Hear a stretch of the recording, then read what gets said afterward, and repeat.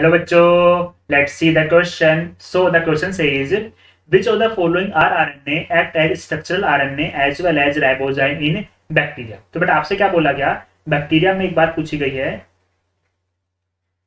तो बेटा क्या बोला बैक्टीरिया के अंदर ऐसा कौन सा आरएनए है, आरएनए जो एक्ट एज आरएनए एज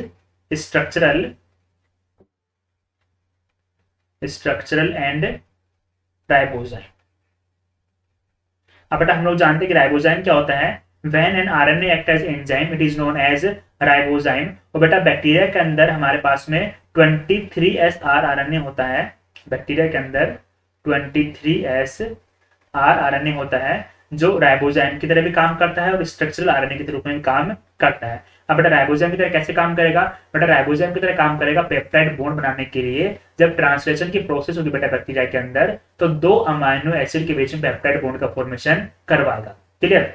यानी कि बेटा 23S RNA peptidyl transference activity को शो करेगा. तो ये तो बेटा बात होगी किसके बारे में, राइबोजाइम के बारे में. साथ में देखेंगे स्ट्रक्चर के बारे में. बेटा हम लोग जानते हैं कि जो हमारे पास में आरएनए है वो राइबोसोम बनाने में इन्वॉल्व करता है. राइबोसोम की दो सबयूनिट होती है, एक होती है स्मॉलर, एक होती है लार्जर.